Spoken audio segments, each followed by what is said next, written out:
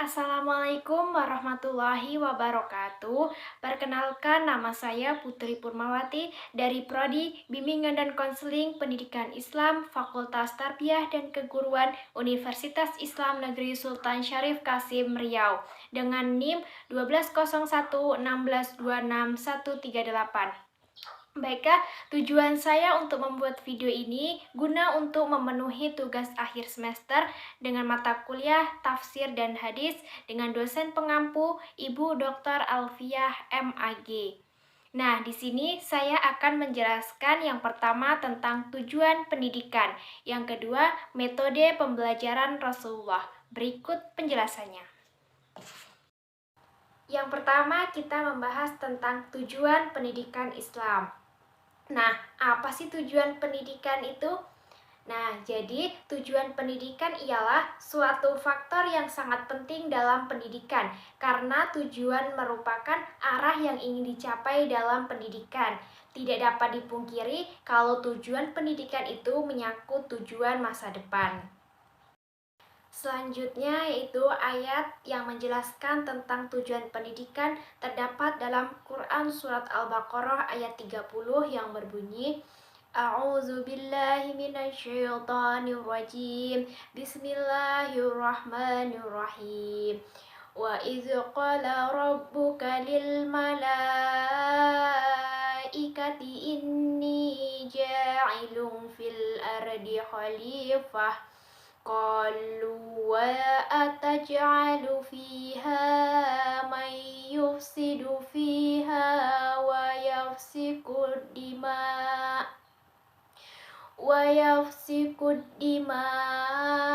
wa nahnu nusabbihu bihamdika wa nuqaddisu lak. Qala inni a'lamu ma la ta'lamun. Yang artinya, ingatlah ketika Tuhanmu berfirman kepada para malaikat, sesungguhnya aku hendak menjadikan seorang khalifah di muka bumi. Mereka berkata, mengapa engkau hendak menjadikan khalifah di bumi itu orang yang akan membuat kerusakan kepadanya dan menumpahkan darah? Padahal kami senantiasa bertasbih dengan memuji Engkau yang mensucikan Engkau. Tuhan berfirman, sesungguhnya aku mengetahui apa yang tidak kamu ketahui. Nah, tafsir dari ayat tersebut dalam surat Al-Baqarah ayat 30 yaitu, sebutkan wahai Rasul kepada manusia ketika Allah Ta'ala berfirman kepada para malaikat, sesungguhnya aku akan menjadi di muka bumi sekumpulan makhluk yang sebagian mereka akan menggantikan sebagian lainnya untuk makmurkannya. Para malaikat berkata, wahai Tuhan kami, beritahukanlah kepada kami dan tunjukilah kami apa hikmah di balik penciptaan mereka itu. Sedangkan karakter mereka itu melakukan kerusakan di muka bumi dan menumpahkan darah secara zalim dan sewenang-wenang. Sementara kami selalu taat kepadamu. Kami mensucikanmu dengan pensucian yang sesuai dengan sifat-sifatmu yang terpuji dan kebesaranmu. Dan kami mengagungkanmu dengan seluruh sifat kesempurnaan dan keagungan.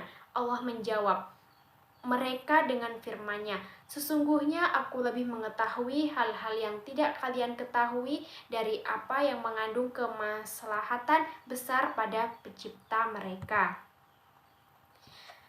Nah, yang kedua yaitu ada ayat tentang tujuan pendidikan, yaitu Quran Surat Al-Zariyat ayat 56 yang berbunyi, A'udzu billahi minasyaitonir rajim. Bismillahirrahmanirrahim.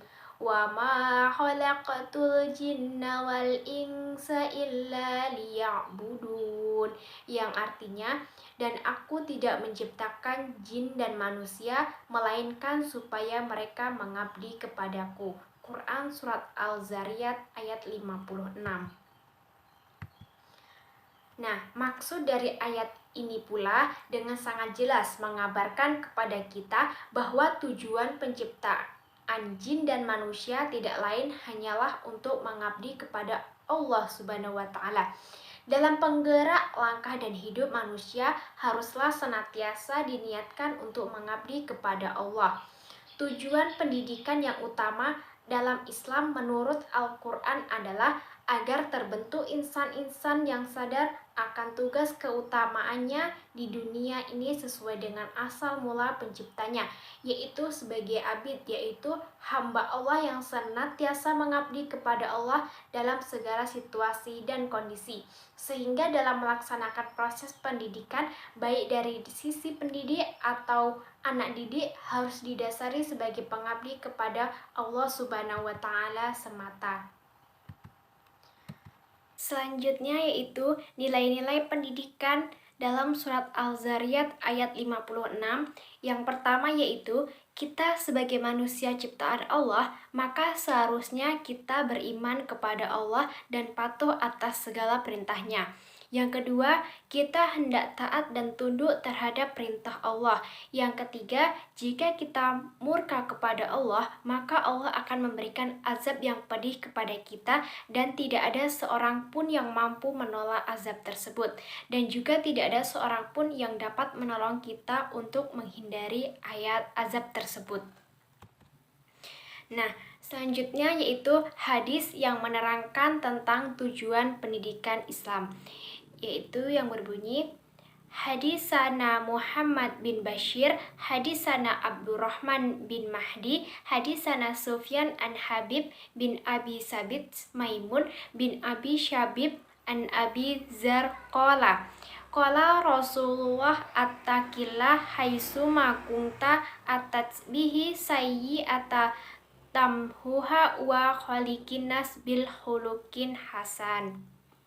Yang artinya diriwayatkan dari Abi Zar, ia berkata Rasulullah Shallallahu Alaihi Wasallam bersabda kepadaku, katanya, bertakwalah kepada Allah dimanapun kamu berada dan ikutilah setiap perbuatan yang jelek itu dengan kebaikan. Niscaya kebaikan itu akan dapat menghapusnya dan bergaulah dengan orang manusia dengan akhlak yang mulia.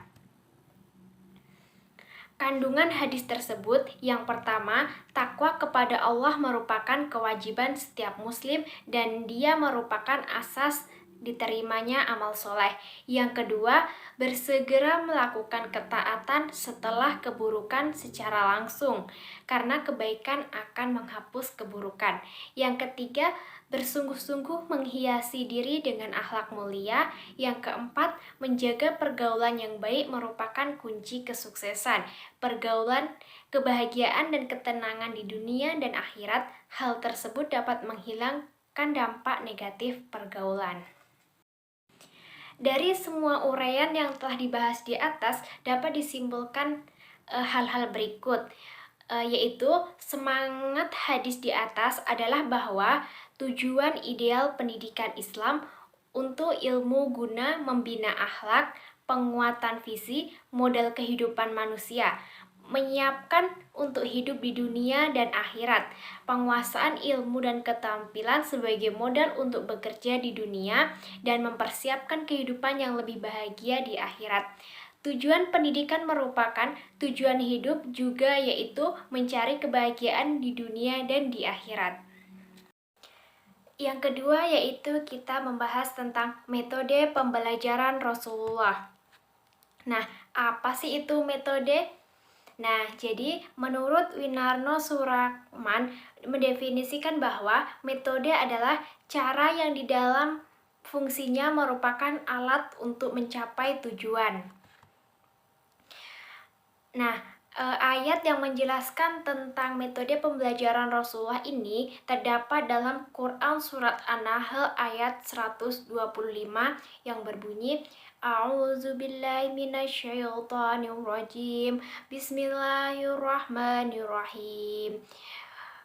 Ud'u ila sabili rabbika lil hikmati wal mau'izatil hasanati wajadiluhum billati hiya ahsanu inna rabbaka huwa a'lamu biman dalla an sabilihi wa huwa a'lamu bil muhtadin.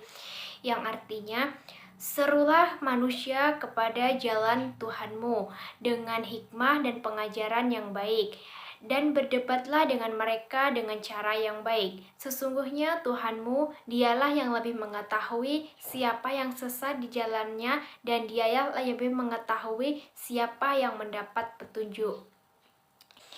Isi kandungan dari surat An-Nahl ayat 125 yaitu, yang pertama, Allah memerintahkan Rasul-Nya untuk berdakwah, menyeru manusia kepada agamanya. Kewajiban berdakwah ini juga berlaku bagi umat Islam. Yang kedua, ayat ini menjelaskan 3 metode dakwah, yakni hikmah, maudah hasanah, dan mujadalah. Yang ketiga, Allah hanya mewajibkan berdakwah, sedangkan apakah seorang pendapat hidayah atau tidak adalah urusan Allah, bukan kewajiban seorang dai. Yang keempat, Allah Maha mengetahui siapa yang sesat dari jalannya dan siapa yang mendapat petunjuk. Dia Maha mengetahui siapa yang mau menolak dakwah dan siapa yang mau menerimanya. Yang kelima, ayat ini menenangkan Rasulullah dan para dai agar tidak sedih dan kecewa jika ada orang yang menolak dakwah. Selanjutnya, cara Rasulullah SAW berdakwah menurut Quran surat An-Nahl ayat 125. Quran surat An-Nahl ayat 125, serulah manusia ke jalan Tuhanmu dengan cara hikmah, pelajaran yang baik, dan berdiskusilah dengan mereka dengan cara yang baik pula. Ayat di atas menjelaskan ada 3 prinsip dasar dalam metode dakwah, yaitu al-hikmah, al-maudah, al-hasanah, dan al-mujadalah al-hasan. Menurut Yunan Ilyas bahwa salah satu faktor penentu keberhasilan dakwah adalah metode yang tepat. Beberapa metode pembelajaran Rasulullah SAW. Yang pertama yaitu hikmah. Apa itu hikmah? Hikmah yaitu berdakwah dengan memperhatikan situasi dan kondisi sasaran dakwah dengan menitik beratkan pada kemampuan mereka, sehingga di dalam menjalankan ajaran-ajaran Islam selanjutnya, mereka tidak lagi merasa terpaksa atau keberatan. Yang kedua yaitu metode maudah hasanah. Apa itu maudah hasanah? Maudah hasanah adalah berdakwah dengan memberikan nasihat-nasihat atau menyampaikan ajaran Islam dengan rasa kasih sayang, lemah lembut, sopan, santun, hingga nasihat dan ajaran Islam yang disampaikan itu dapat menyentuh hati mereka. Yang ketiga yaitu mujadalah. Mujadalah yaitu berdakwah dengan cara dialog, bertukar pikiran dan membantah dengan cara sebaik-baiknya, argumentasi yang kuat, mengemukakan dalil akli atau logika, dan nakli atau nas Quran dan hadis, dengan tidak memberikan tekanan-tekanan dan tidak pula dengan menjelekkan yang menjadi mitra dakwah.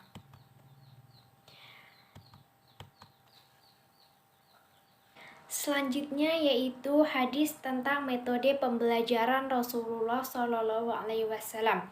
Hadis Habs bin Umar an Syu'bah an Abi Aun Hanil Harib ni Amruni akhil Mughirah ibni Syu'bah an Anas min ahli Himsi min ashabi Mu'azini Jabal.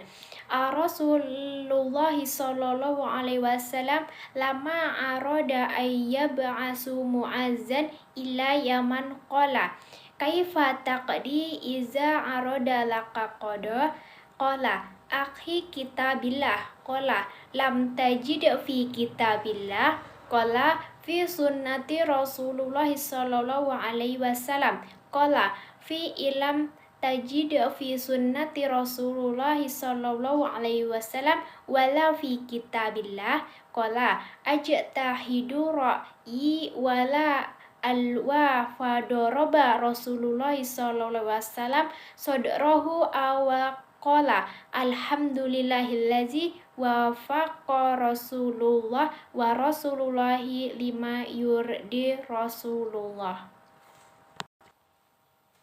Yang artinya, yang artinya sesungguhnya Rasulullah Shallallahu Alaihi Wasallam ketika menghendaki mengutus Muaz ke Yaman, beliau bersabda, "Bagaimanakah engkau menghukumi ketika masyarakat membutuhkan hukum?" Muaz menjawab, "Saya akan menghukumi dengan kitabillah."